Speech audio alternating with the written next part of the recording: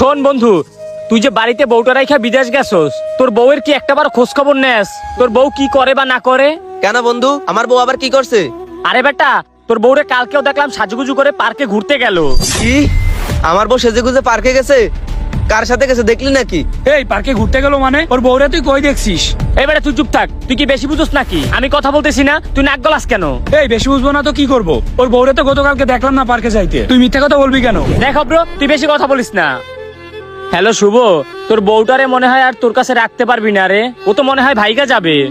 আয় হায়, তুই আমার এটা কি শুনাইলি? আমি সারাদিন বিদেশের মাটিতে কষ্ট করি কার জন্য, আর সে দেশে থেকে এগুলা করে বেড়ায়। আচ্ছা শুভ, দেখ তুই কি করবি। এই তো লাগাই দিছি প্যাস, এইবার জমবে খেলা। এই রফিকুল, তুই আর বোন নামে শুধু শুধু মিথ্যা কথা কেন বললি? ছেলেটা বিদেশে থাকে, সারাদিন কাজ করে, কত চিন্তার ভিতরে থাকে, আবার তুই এই কথা বললি? ও তো সারাদিন টেনশন করেই মরে যাবে, তুই এরকম করলি কেন? আরে বেটা, এখনই তো ওর বউর সাথেও গ্যাঞ্জাম করবে, আর আমার সুবিধা। তোর সুবিধা?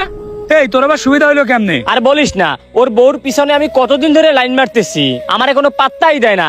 এইবার হবে মনে হয় কাজ। শুধু শুধু নিজের সুবিধার জন্য তুই কাজটা ঠিক করলি না। এই বেটা, তুই জ্ঞান মারাইতে আইস না, কোনটা ভালো কোনটা খারাপ এটা আমি বুঝি। আল্লাহ, আমি এই প্রবাসের মাটিতে কার জন্য এত কষ্ট করতেছি, যার জন্য এত কষ্ট করতেছি সেই আমার সাথে বেইমানি করতেছে। কি রে শুভ, কি হয়েছে তোর? মন খারাপ কে? তোর তো কখনো দেখি নাই বিড়ি খাইতে, তুই বিড়ি খাচ্ছিস কে? আসলে ভাই, দিন শেষে আমাদের মতো প্রবাসীদের কেউ আপন না।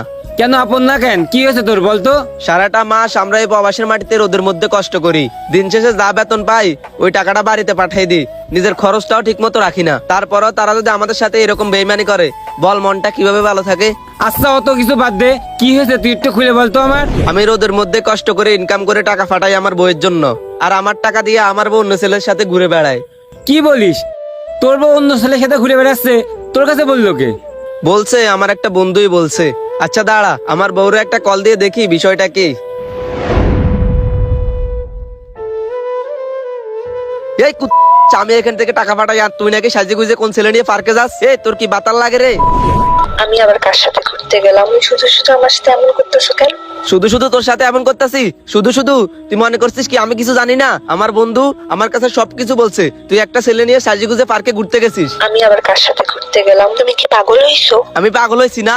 তুই তোর বাতারের সাথে ঘুরতে গেছস। বাতার, আমি সামনের মাসে বাড়ি আসতেছি, তারপর তোর ব্যবস্থা করতেছি, তোরে আর আমি রাখবো না। এই বেটা, এই তুই কি পাগল হয়েছিস নাকি? সঠিক তথ্য না দিনে তুই তোর বউর সাথে এমন ব্যবহার করছিস কে?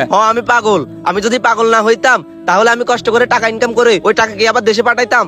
আরে তুই শোন, তুই আজকে আমার বাড়ি ছেড়ে চলে যাবি।